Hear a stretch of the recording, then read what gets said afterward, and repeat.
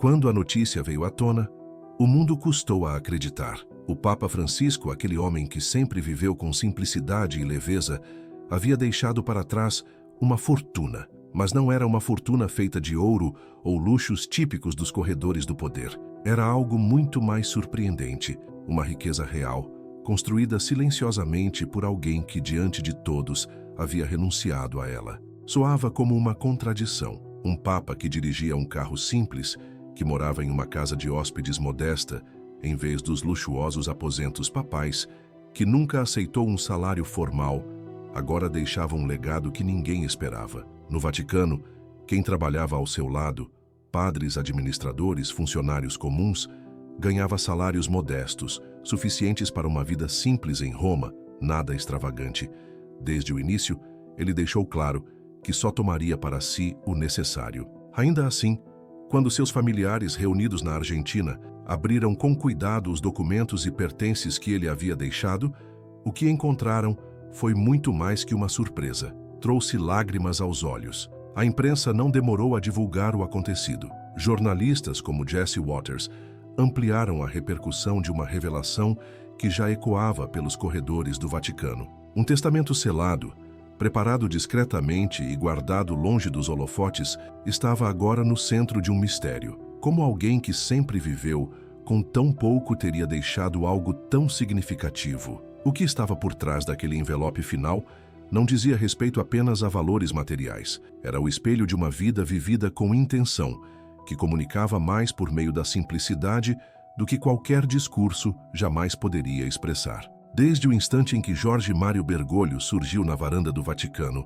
em 2013, atendendo ao chamado para se tornar o Papa Francisco, ele marcou uma nova era. Deixou de lado, sem hesitação, os símbolos tradicionais do luxo papal, os sapatos de veludo vermelho, os apartamentos ornamentados. Preferiu um quarto modesto na casa de hóspedes do Vaticano, onde dividia as refeições com visitantes e tratava a todos, cardeais ou cozinheiros, com a mesma gentileza serena. Não havia distância imperial, nem cerimônias grandiosas, apenas um homem vivendo de maneira tão simples quanto o evangelho que pregava. Francisco recusou o salário tradicional de papa, algo em torno de $30.000 por mês, alegando que não precisava daquilo.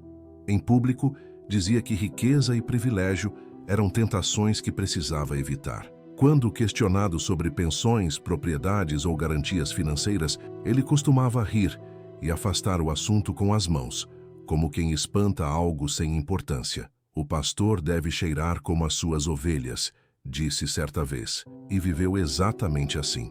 Aquilo que ele dizia com frequência não era apenas um bordão bonito, era um compromisso de vida que se confirmava a cada gesto. Tudo em suas escolhas deixava claro que ele levava a sério o que pregava. Em vez de desfilar pelas ruas do Vaticano em carros luxuosos e reluzentes, preferia um Ford Focus simples, já cansado pelo tempo e pela quilometragem, mas adequado para um homem que acreditava que estar perto dos pobres valia mais que qualquer título ou conforto. Ele se aproximava das multidões, inclusive de grupos improváveis como motociclistas da Harley Davidson, não como uma autoridade distante, mas com a mesma proximidade de um vizinho, e depois leiloava a moto que havia recebido como presente para ajudar causas sociais. Quando lhe ofereciam carros de luxo, ele vendia e usava o dinheiro para alimentar os famintos ou oferecer abrigo a refugiados. Por onde passava, Francisco deixava um rastro de simplicidade e um convite silencioso à reflexão. Por isso era quase consenso que, ao morrer, ele não deixaria nada além de uma Bíblia marcada pelo uso, alguns livros surrados e o eco suave das palavras que havia pronunciado em vida. A vasta fortuna do Vaticano, estimada entre 10 e 15 bilhões, era vista como institucional, e ninguém imaginava que qualquer parte disso fosse dele. Sua rotina era simples, comia sem luxo, recusava reformas desnecessárias, preferia conversar com os zeladores a se sentar com diplomatas. Não havia registros de contas bancárias pessoais, propriedades ou qualquer tipo de reserva privada. Para todos, a riqueza de Francisco era apenas espiritual, e isso bastava. Mas a descoberta daquele envelope selado obrigou o mundo a rever suas certezas. O que havia ali não era apenas uma herança material, era uma história, uma narrativa construída por decisões silenciosas, tomadas longe dos holofotes ao longo de muitos anos. Por fora, tudo apontava para aquele velho ditado que os mais próximos repetiam sem pensar: se Francisco deixar algo, será só uns livros usados e um sorriso. E de fato, parecia ser verdade. Só que nos bastidores, nas frestas escondidas entre a tradição e as mudanças, sussurros antigos começaram a fazer mais sentido. Pequenas pistas, que antes pareciam irrelevantes, agora ganhavam peso. Havia quem desconfiasse, mesmo que discretamente, de que nem tudo era tão claro quanto se acreditava nas questões financeiras. Na época, poucos deram atenção. Afinal, era o Vaticano. A estrutura do Vaticano sempre foi cercada por camadas de sigilo tão densas que fariam qualquer governo parecer transparente. Mas nos dias que se seguiram à partida de Francisco, os olhares começaram a se voltar para o passado com mais atenção. Surgiram perguntas incômodas. Se ele realmente havia recusado todo tipo de remuneração, o que teria acontecido com os salários que nunca foram usados? Teriam sido guardados discretamente, sem alarde? Estaria ali escondida uma história mais profunda por trás daquele papa que sempre rejeitou riquezas? Foi um momento específico que acendeu a curiosidade de todos. Quando o envelope foi finalmente aberto, uma mulher, ligada às raízes argentinas de Francisco, desabou em um choro que parecia impossível de conter. Não era uma reação de ambição ou surpresa. Era algo mais íntimo, mais tocante, porque o que ele havia deixado não era apenas dinheiro. Era um gesto final de amor, cuidadosamente cultivado no silêncio e que agora florescia sob os olhos do mundo. Mas para entender a dimensão desse gesto, era preciso olhar para os detalhes financeiros quase invisíveis que o tornaram possível. Nada no Vaticano é simples. Quando um papa recusa seu salário mensal, esse valor não desaparece no ar. As regras que misturam leis canônicas antigas com práticas modernas de gestão redirecionam esses fundos, às vezes para obras sociais, às vezes para orçamentos internos e, em certos casos, com autorização, para contas de reserva com fins específicos. Ao que tudo indica, mesmo com Francisco recusando publicamente qualquer pagamento, o Vaticano seguiu reservando aquele valor mês após mês, em silêncio e com respeito. Com o passar dos anos, uma quantia modesta, mas significativa, foi sendo acumulada, não para luxo pessoal, mas como um fundo de uso especial. Era uma conta vinculada ao seu nome, mantida longe do conhecimento público, mas sempre sob sua orientação moral. Ele não havia acumulado aquilo para si. Não buscava reconhecimento, guardava com cuidado, com oração, para algo que só ele sabia, algo que agora estava prestes a comover um continente inteiro. A maneira discreta como Francisco lidava com seus assuntos pessoais não era por acaso, fazia parte de quem ele era. Tudo era tão sutil, tão fora dos padrões de autopromoção, que até os mais próximos a ele mal compreendiam a profundidade de suas ações. Num mundo onde aparência é tudo, era quase contraditório imaginar que alguém que pregava a pobreza, vivia com humildade e se comportava como um servo, pudesse movimentar valores tão altos sem levantar suspeitas. Mas esse era o mistério de Francisco. Ele nunca se importou com o que os olhos viam. O que lhe importava era a intenção. E a intenção, quando verdadeira, pode esconder gestos profundos à plena vista. Sua visão sobre o papel da igreja era muito maior do que palavras bonitas. Era ação silenciosa, amor em forma de propósito. Desde o início, tudo nele deixava claro. O caminho de Jesus começava pelas margens. Era junto dos pobres que a missão ganhava sentido, e era com eles que a mensagem se espalhava para o restante do mundo. Nunca foi sobre aparência, sempre foi sobre essência. E foi nessa convicção silenciosa que Francisco encontrou espaço para viver uma contradição radical. Um papa que não possuía quase nada, mas que, no mais absoluto silêncio, administrava um recurso que jamais foi para si, e sim para os que ele amava e jamais deixou de amar. Tradicionalmente, os papas tinham livre acesso às suas verbas. Usavam como quisessem, para viagens, presentes, cuidados pessoais ou até para garantir uma aposentadoria confortável. Ninguém questionava. Era assim que sempre havia sido. Mas Francisco escolheu seguir por outro caminho. Ele não direcionou o dinheiro para palácios, nem para fundos com seu nome gravado. Ele o fez chegar até lugares onde quase ninguém olha. Casas para crianças abandonadas, clínicas para os que não têm acesso a cuidados básicos, bolsas de estudo para jovens que sonham estudar teologia em cantos esquecidos do mundo. Grande parte dessas ações passou despercebida. O mundo via um papa que vivia com simplicidade, mas não via as mãos discretas que atravessavam oceanos para alcançar aqueles que, de outro modo, continuariam invisíveis. Ao contrário de muitos líderes modernos, Francisco nunca criou uma fundação pessoal, nunca aceitou ter seu nome eternizado em mármores ou placas douradas. Hoje, cada vez mais indícios mostram que ele agia através de intermediários de confiança, 2 homens ligados a círculos jesuítas financeiros na América Latina que ajudaram a montar e cuidar de um fundo que cresceu, ano após ano, de forma silenciosa. Não houve holofotes, nem galas de caridade, nem relatórios públicos, apenas um zelo constante, sem vaidade, com o único propósito de servir. E por que tanto segredo? Por que não anunciar ao mundo esses gestos tão generosos? Os que o conheceram de perto no Vaticano dizem que era a forma dele honrar um voto feito muito antes. Aos olhos do mundo, ele queria parecer um homem distante das riquezas, mas no íntimo, ele se mantinha fiel a uma missão, prover não para si, mas para os outros.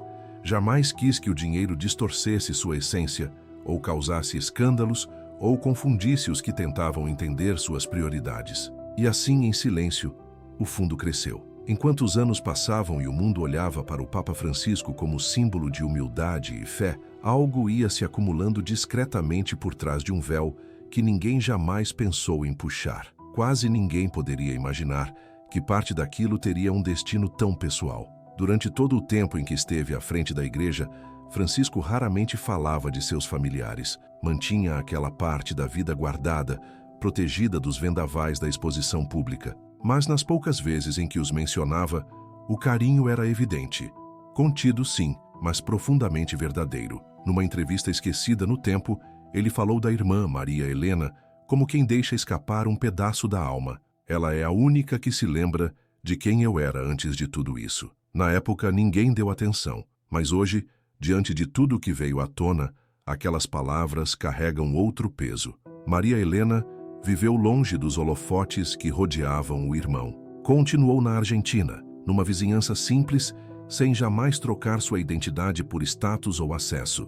Mesmo quando a saúde começou a enfraquecer e as dificuldades se tornaram mais duras, ela nunca se aproveitou do sobrenome. Viveu com discrição, criando seus filhos com a mesma dignidade silenciosa com que foi criada. De vez em quando, algum repórter aparecia à porta de sua casa tentando arrancar detalhes inéditos sobre o Papa, mas saíam de lá com as mãos vazias. Nada de carros caros, nada de entrevistas glamorosas, nada de contratos de livros. Maria Helena era e sempre foi uma mulher que resistia. Resistia à fama, resistia ao espetáculo. O que ninguém via era o fio invisível que seguia ligando os dois. Toda semana, sem falhar, Francisco escrevia para ela.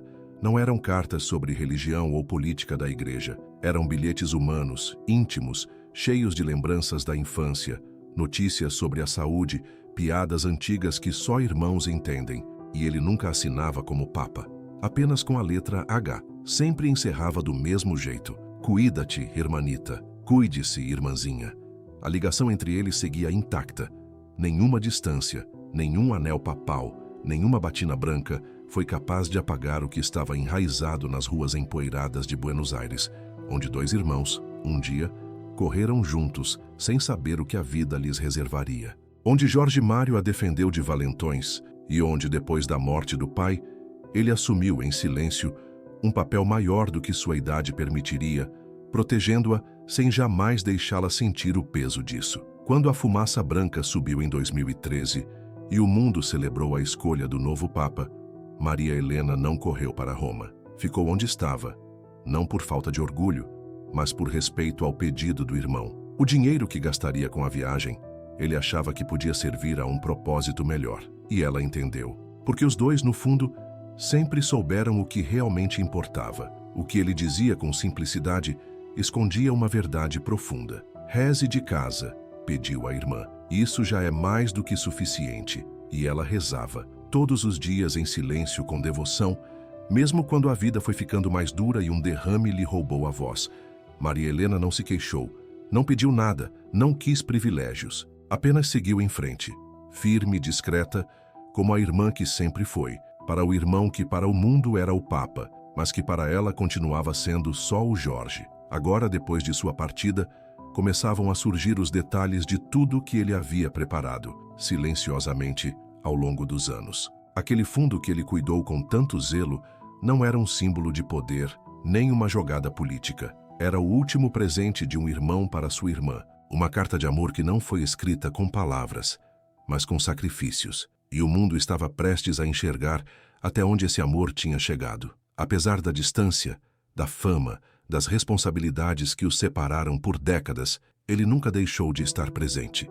Não com discursos ou gestos grandiosos, mas nos pequenos espaços onde mora a lealdade verdadeira, nas orações sussurradas sob um céu estrangeiro, no estalo quente de uma ligação durante a noite, na certeza silenciosa de que, não importa o quanto o mundo o tivesse elevado, seu coração continuava preso à poeira das ruas de Buenos Aires. E a irmã, que nunca pediu nada, mas que se lembrava de tudo. Há um tipo de lealdade que não vira manchete, que não brilha, não exige palmas. Ela apenas resiste em silêncio, carregando o peso das memórias compartilhadas quando todo o resto muda. Maria Helena era exatamente assim. Nunca pediu favores. Nunca usou o cargo do irmão para ter conforto. Recusava convites para eventos no Vaticano, preferindo não entrar num palco que nunca desejou. "Eu não quero distraí-lo", chegou a dizer a uma vizinha quando insistiram. "Ele já carrega tanto, não precisa carregar a mim também." Mas ele nunca a esqueceu, mesmo quando seu mundo se tornou maior do que ele jamais teria imaginado.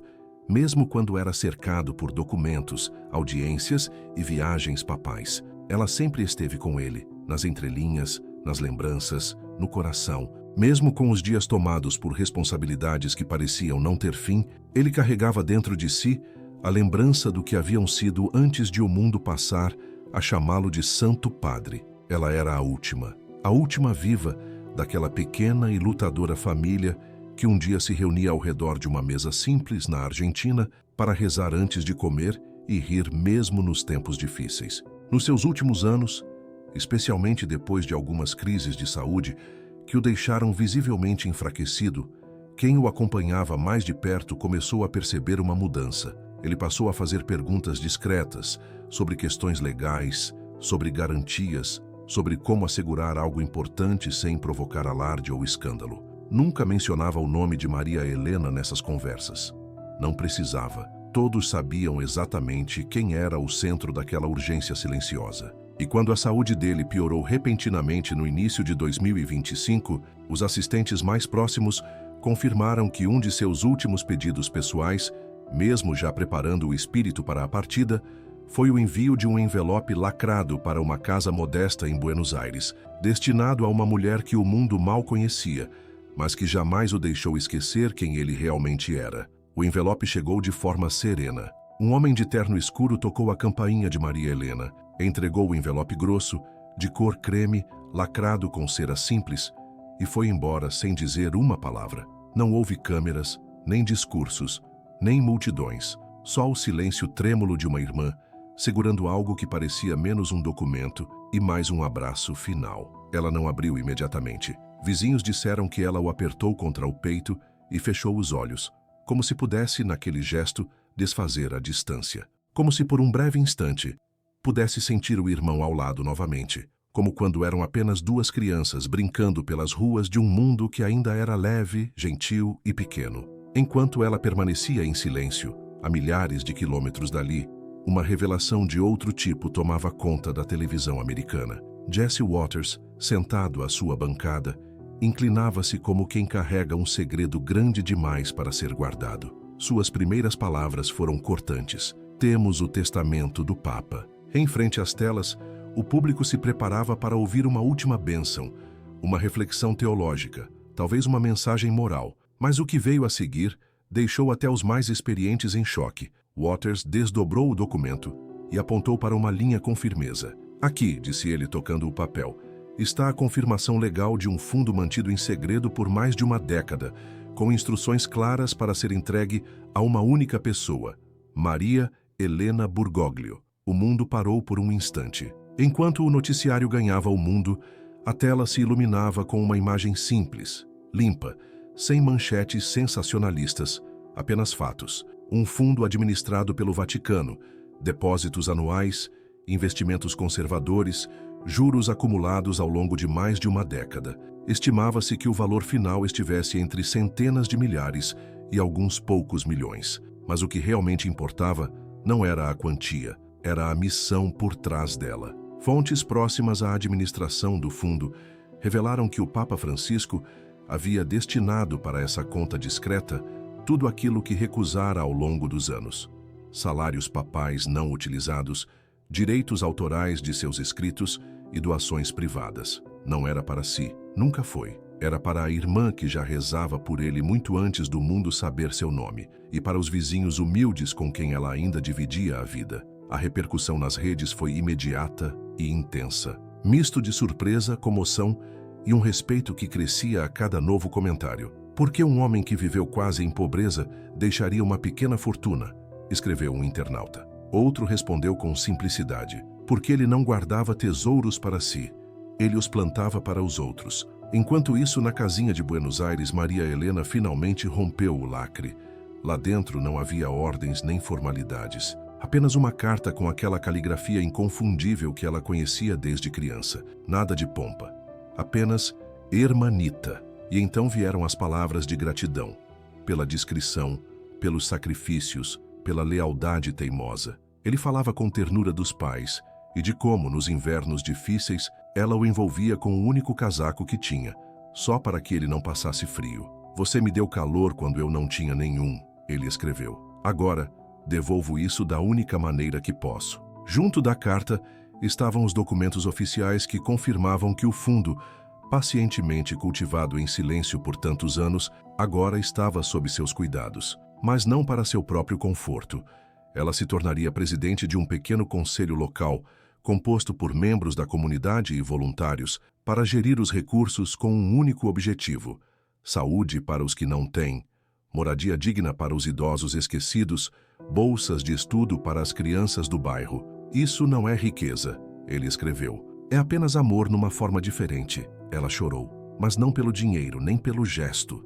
Chorou porque naquele instante entendeu que nenhuma distância, nenhuma fama, nem mesmo a morte foram capazes de apagar o que havia sido construído entre eles. Dois irmãos que cresceram na fé, no riso e na simplicidade, carregando juntos o peso e a beleza de uma vida entrelaçada desde sempre. Mesmo depois que o mundo tomou conhecimento do fundo secreto deixado por Francisco, a história parecia longe de terminar. Na verdade, ela estava só começando. As reações vieram de todos os cantos, misturando admiração, surpresa, confusão e, inevitavelmente, desconfiança. Como poderia um homem que recusou luxo, abriu mão de salários e fez da humildade seu princípio de vida, deixar para trás um fundo grande o suficiente para construir uma ala inteira de hospital? Era a pergunta que ecoava em igrejas, redações e salas de estar.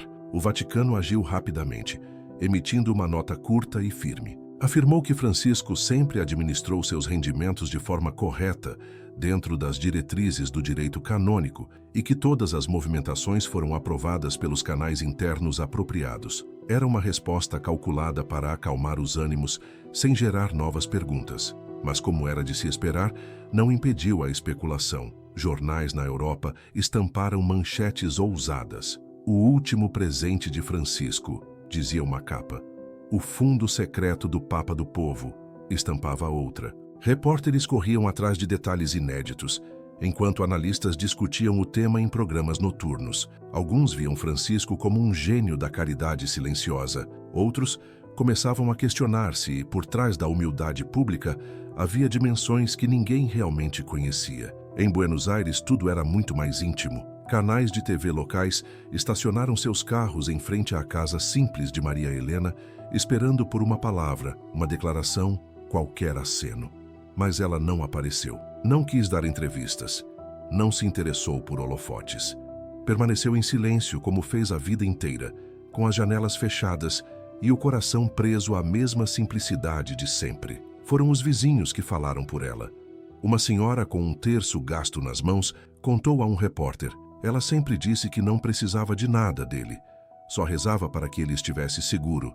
E agora, ele deu a ela tudo. Na internet, a história ganhou vida, não por causa do dinheiro, nem mesmo pelo fundo escondido, mas porque, pela primeira vez em muito tempo, uma figura de tamanha autoridade espiritual havia administrado recursos não por poder, mas por amor. Comentários emocionados inundaram as redes. Ele não gastou com arte, carros ou palácios, escreveu alguém. Ele deu a quem garantiria que tudo ficasse onde o coração dele sempre esteve, respondeu outro. Claro que nem todas as vozes foram gentis.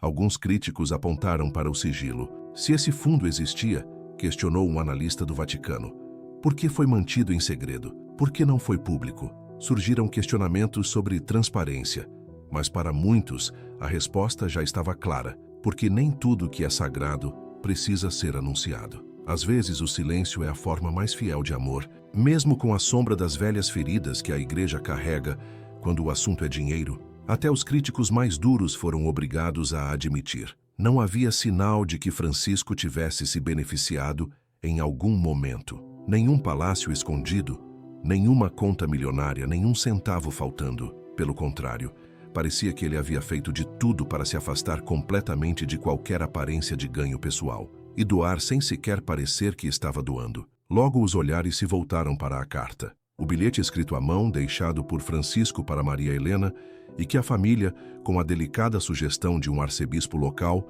decidiu tornar público, ao menos em parte. Servir à igreja, ele escreveu, é servir aos que esperam em silêncio. Maria Helena havia esperado em silêncio por uma vida inteira, e agora ele falava de volta com a única linguagem que realmente importava, a da gratidão, não com riquezas, mas com reconhecimento. Especialistas em religião logo destacaram a raridade daquele gesto. Normalmente, quando um papa parte, sua herança é avaliada por encíclicas, reformas doutrinárias ou sua posição nos debates intermináveis da história da Igreja. Raramente, comentou um historiador do Vaticano, ela se resume a uma carta escrita à mão e um fundo sem o nome da Igreja. Aquilo era outro tipo de legado, um que tocava direto o coração. Talvez a resposta mais bonita não tenha vindo de estudiosos ou jornalistas, mas de um grupo de jovens padres da Colômbia. Eles organizaram uma vigília à luz de velas, em homenagem a Francisco.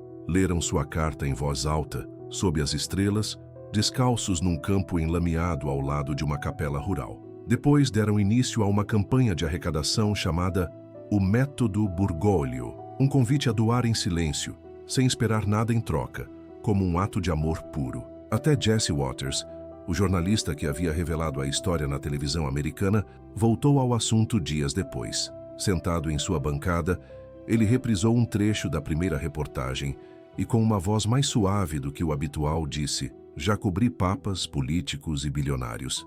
Mas esse superou todos eles, e sem dizer uma única palavra sobre isso. Nas semanas seguintes, doações começaram a chegar para a pequena fundação comunitária que Maria Helena agora coordenava. Ela continuava a recusar entrevistas, mas autorizou que, por meio da igreja local, fosse divulgada uma frase simples, carregada de força: meu irmão viveu em silêncio, morreu em paz, e agora, através disso, ele fala novamente.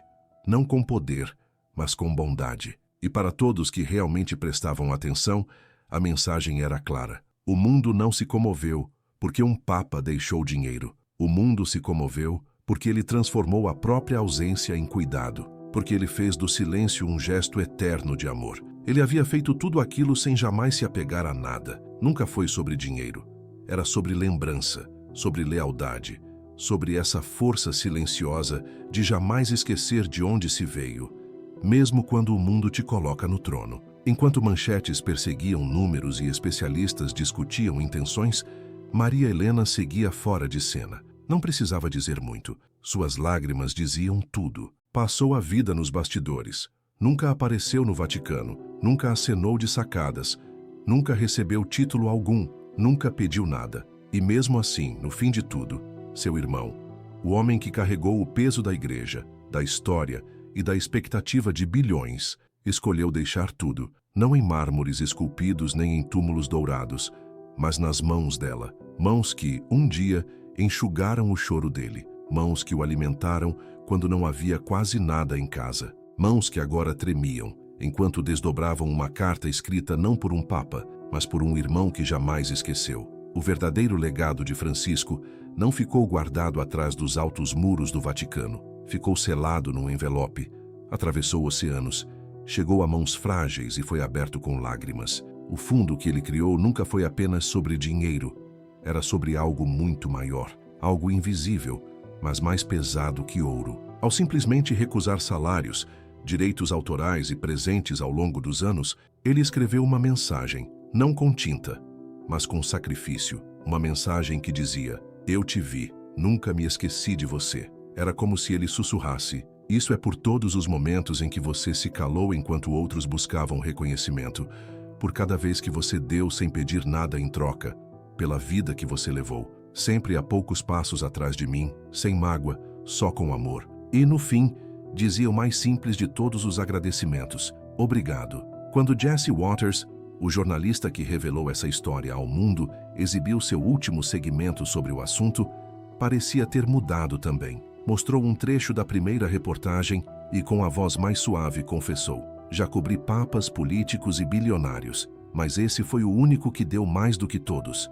E nunca disse uma só palavra sobre isso. Não havia sensacionalismo na voz dele, nenhuma imagem chamativa na tela, nenhum comentário teatral. Apenas um homem olhando direto para a câmera e reconhecendo uma verdade que era grande demais para espetáculos. "Isso não é uma reviravolta", ele disse. "É a versão mais autêntica de Francisco." Ele não deixou ouro, deixou dignidade. E foi isso que fez sua família chorar. O mundo, apressado como sempre, logo voltou os olhos para a próxima manchete, para o futuro conclave, para os debates sobre quem conduziria a igreja em tempos incertos. Mas, num cantinho silencioso da Argentina, uma outra história continuava a ser vivida. Sem holofotes, sem multidões, sem busca por aplausos. Maria Helena, a irmã que recusou a fama, o prestígio e qualquer proveito da glória do irmão, agora se via à frente de algo infinitamente maior. Não era dinheiro, nem status, era confiança. Uma confiança sagrada. As doações começaram a chegar, não de magnatas ou figuras públicas, mas de gente comum, agricultores, professores, enfermeiras, motoristas de táxi, crianças com notas amassadas em envelopes simples. Porque o que Francisco deixou não foi apenas uma herança, foi um convite, um chamado para viver de outro jeito, para doar sem esperar, para amar sem exigir. Com aquele gesto, clínicas começaram a surgir em bairros que nunca tinham visto um atendimento médico de verdade. Abrigos foram ampliados para acolher moradores de rua nas noites mais cruéis do inverno argentino. Bolsas de estudo passaram a alcançar jovens que sempre pensaram que universidade era um privilégio reservado a outros. Cada centavo aplicado carregava o toque silencioso de um homem que um dia disse: "O pastor deve ter o cheiro das ovelhas." E ele acreditava mesmo nisso. Em meio a tudo isso, Maria Helena seguia do mesmo jeito que sempre foi, reservada, firme, fiel. Não subia em palcos para receber prêmios, não escrevia livros, não dava entrevistas em revistas elegantes, apenas trabalhava, assinava papéis, visitava projetos, rezava em silêncio sobre cada iniciativa, fazendo com que o desejo do irmão não fosse apenas respeitado, mas ampliado. Em sua casa simples guardava a última carta com carinho. Algumas noites, voltava a lê-la, passando os dedos trêmulos pelas curvas da letra que conhecia desde menina. Cada palavra era um fio que a ligava de volta ao garoto, que um dia correu atrás dela nas ruas de Buenos Aires, que deu a ela o último pedaço de pão no jantar, que prometeu, com a inocência de uma criança e a força de um irmão, que nunca se esqueceria de onde vieram. E ele não esqueceu. Nem depois da fumaça branca, nem depois da sacada, nem depois dos tronos, das cerimônias ou das multidões, nem depois de o mundo todo ter aprendido a chamá-lo de Papa. Para ela, ele sempre seria apenas Jorge. E no fundo, talvez fosse justamente isso que o tornava tão grande. Ele foi coroado Papa, mas nunca deixou de carregá-la consigo, em silêncio, com fidelidade, até o fim. E agora, na ausência dele, era ela quem o carregava, enquanto a igreja voltava os olhos para o futuro, se preparando para a escolha do próximo pontífice, enquanto os cardeais se reuniam em oração solene, Maria Helena seguia com sua missão, quase despercebida pelo mundo. Clínicas ganhavam vida com risos. Abrigos acendiam luzes quentinhas contra o frio das noites. Estudantes iniciavam seus primeiros semestres, com o coração cheio de esperança e os caminhos ainda por escrever. Cada gesto era um hino, cada passo era uma oração, não barulhenta, não grandiosa, mas verdadeira. No fim, Francisco não apenas pregou a humildade, ele a planejou, costurou cada detalhe dela no próprio adeus, transformou cada cheque recusado, cada salário rejeitado, cada direito autoral silenciosamente devolvido, não em monumentos de pedra ou estátuas douradas, mas em legados vivos de compaixão. E, quando partiu, não foi a igreja quem chorou primeiro, nem os políticos, nem os diplomatas, nem a multidão na Praça de São Pedro. Foi sua irmã, aquela que nunca pediu nada, aquela que deu tudo, aquela que, quando os holofotes se apagaram e o mundo já seguia adiante, ainda permanecia sentada em silêncio, em sua pequena casa, com uma simples carta apertada contra o peito. Nunca foi sobre dinheiro, nunca foi sobre manchetes, sempre foi sobre amor. Um amor que sobrevive aos impérios, que brilha mais que coroas e que resiste até a própria morte. Um amor que nasceu no silêncio, um amor vivido no serviço, um amor que, mesmo agora, fala mais alto do que todos os sinos dourados de Roma. E talvez, no fim, esse seja o legado mais verdadeiro que alguém pode deixar. Mesmo com o mundo correndo para novos conclaves, debates e manchetes, a história de Maria Helena e seu irmão recusava-se a terminar. Ela continuava viva nos tijolos das clínicas em construção, nas camas forradas dos abrigos, nos sorrisos agradecidos de famílias que já não esperavam ajuda alguma. Ela vivia em cada oração murmurada não em grandes catedrais, mas nos bairros empoeirados onde a esperança há muito havia se tornado uma estranha, e vivia nela, Maria Helena, uma mulher que nunca quis nada, mas que agora carregava tudo. Ela quase não saía mais de casa, mas dentro dela algo jamais deixou de caminhar. Não era por medo que ela se escondia dos holofotes, era porque seu trabalho não acontecia nos palcos, nem nos noticiários. Ele estava ali, nos encontros de fim de tarde com voluntários cansados, nas reuniões silenciosas com padres esgotados, nas cartas escritas à mão, agradecendo a quem se dedicava aos pobres. Maria Helena andava mais devagar agora, com a saúde já não colaborando como antes, mas sua alma ardia com mais força do que nunca. Ela nunca permitiu que a fundação virasse um memorial ao irmão. Não se trata de homenagear um homem, disse certa vez ao pequeno conselho. Trata-se de honrar um chamado. Por isso, os projetos financiados pelo fundo receberam nomes simples, tirados das escrituras, das histórias dos santos, das palavras mais comuns de esperança. Nunca uma placa com o nome Jorge. Nunca uma tentativa de transformar o gesto em fama. Ele não deu para ser lembrado, murmurava com ternura. Ele deu porque não nos esqueceu. Enquanto isso, bem longe de Buenos Aires, o gesto final de Francisco seguia atravessando fronteiras. Jovens seminaristas na Nigéria choravam ao descobrir o fundo secreto, ao entenderem que aquele homem que acenava para o mundo da varanda do Vaticano jamais se esqueceu dos pequenos, dos esquecidos, dos invisíveis. Em cidades remotas das Filipinas, missas eram celebradas em sua memória, e o que se exaltava não era o cargo que ele ocupou, era sua humildade. Nos corredores apertados dos campos de refugiados no Líbano, voluntários contavam sua história em voz baixa para os recém-chegados. Um homem que pregava com as mãos vazias, mas doava com o coração cheio. Até em Roma, onde os cardeais já se reuniam para escolher um novo papa, havia quem refletisse diferente depois de ouvir a história de Maria Helena. Os sussurros eram outros agora, menos sobre política, mais sobre presença, menos sobre estratégia, mais sobre serviço.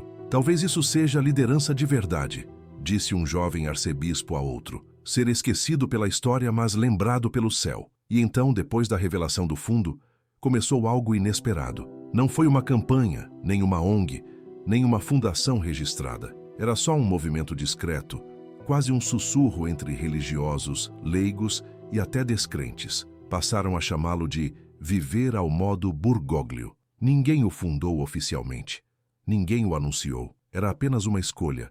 Dar sem alarde. Servir sem ser visto. Amar sem precisar ser aplaudido. Tudo começou em hospitais onde cirurgias foram pagas por doadores anônimos. em bairros onde sacolas de alimentos apareciam nas portas sem bilhete algum, em cidades onde crianças encontravam bolsas de estudo sem saber quem havia acreditado nelas. Era Francisco, ainda ali, onde sempre esteve, entre os que menos têm, nos gestos que não precisam de nome, na fé que não precisa de palco. E era também Maria Helena, firme como uma rocha, guiando tudo isso não com discursos, mas com a alma, porque no fim, o que eles deixaram ao mundo não foi fama, foi uma forma de amar. Em cidades onde crianças jamais sonharam com uma vaga na universidade, começaram a surgir bolsas anônimas. Em bairros esquecidos, alimentos apareciam nas portas sem nome, sem bilhete. Em hospitais, cirurgias eram pagas por mãos invisíveis. E alguém sempre dizia, faça do jeito de Bergoglio. Mas não se anuncie. Ame, mas sem esperar aplausos. Sirva, mas não deixe nome gravado. E assim, no silêncio, sem manchetes, o legado deixado por Francisco foi crescendo muito além do que qualquer um poderia imaginar. Cresceu além dos muros de Roma, além das ruas de Buenos Aires, além dos portões do Vaticano. Cresceu dentro dos corações daqueles que entenderam o que ele havia compreendido a vida inteira, que a verdadeira igreja não se ergue com mármore ou ouro.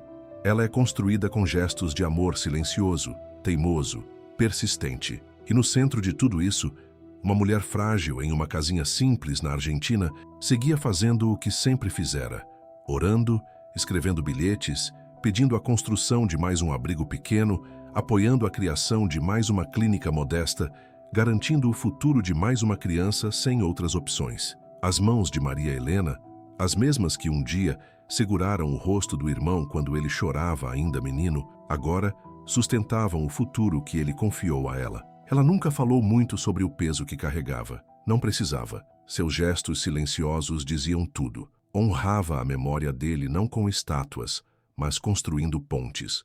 Pontes entre a dor e a esperança, entre a necessidade e o cuidado. Numa manhã, no aniversário de sua partida, Maria Helena foi à missa da pequena paróquia onde havia sido batizada décadas antes. A igrejinha era simples, bancos de madeira, velas tremeluzindo, uma imagem discreta da Virgem num canto. Durante a homilia, o padre, um jovem recém-ordenado, falou sobre um legado feito de amor. Disse que a verdadeira grandeza não está no número de pessoas que conhecem seu nome. Está em quem respira mais leve, em quem volta a sorrir, em quem acredita de novo, só porque você existiu. Maria Helena chorou baixinho no último banco. Depois da missa, algumas pessoas se aproximaram com timidez. Não tinham câmeras, não queriam entrevistas. Apenas colocaram bilhetinhos dobrados em sua mão. Orações, agradecimentos, desejos sinceros. Ela falou pouco, sorriu entre lágrimas. Apertou cada mão com força e com carinho. E naquela noite, de volta à sua casinha, sentou-se junto à janela olhando as estrelas, as mesmas que, quando criança, costumava nomear com Jorge. Aquela ali é sua, ele disse uma vez, apontando para a mais brilhante, porque você brilha sem fazer barulho. E ali, sob aquele céu que guardava promessas antigas, ela entendeu que o amor, quando é verdadeiro, nunca termina. Ele só muda de forma e continua. Ela não precisava dizer mais nada. Apenas segurou aquela última carta contra o peito, fechou os olhos e, num sussurro que se perdeu no silêncio da noite, murmurou: Eu também te vi, Hermonito.